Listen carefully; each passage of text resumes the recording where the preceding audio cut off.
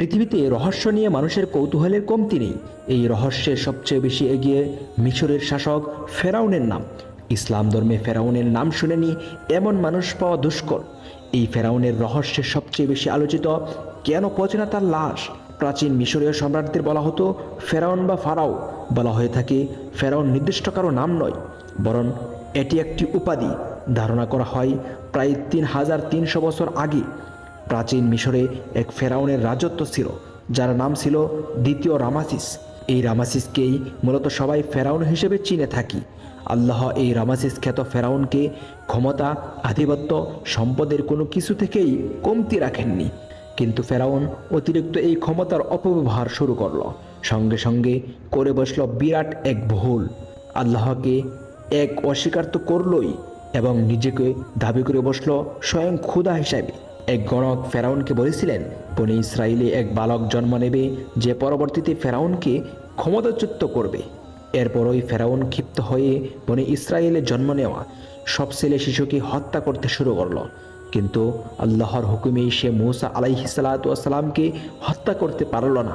শুধু তাই নয়, হজরত মূসা আলাইহিসসালাতুয়াসসালাম বড় হয়েছিলেন স্বয়ং ফেরাউনেরই ঘরে। এরপরের ঘটনাটি সঙ্গে আমরা সবাই কম বেশি পরিচিত।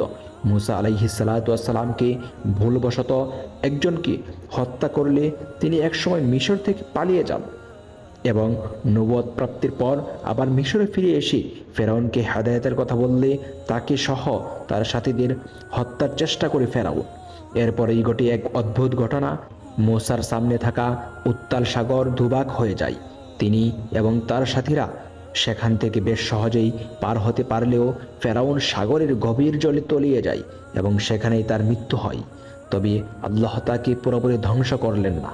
তার দেহাবশেষ হাজার হাজার বছর পানির নিচে এভাবেই রেখে দিলেন।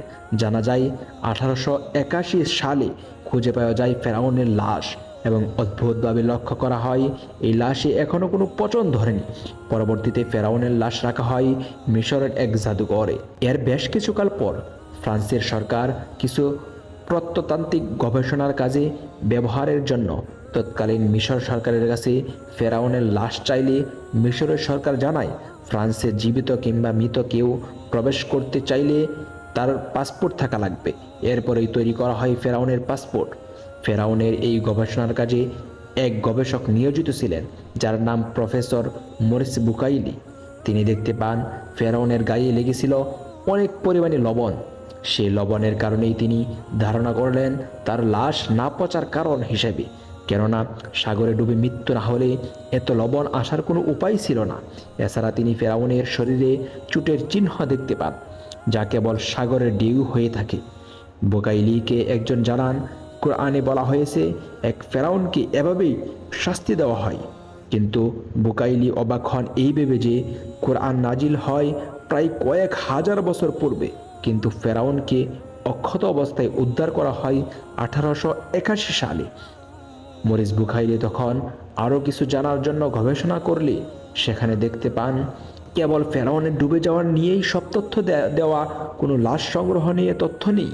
তখন তিনি কোরআনের একটি আয়াত দেখলেই সেখানে বলা হয়েছে আল্লাহ এই ফেরাউনকে নিয়ে বলেন তিনি ফেরাউনের দেহকে রক্ষা করবেন, যাতে তার এই শরীর পরবর্তীদের জন্য নিদর্শন হতে পারে। এতে করে বোঝা যায় ফেরাউনকে মহান আল্লাহ এক নিদর্শন হিসাবেই রেখে দিয়েছেন।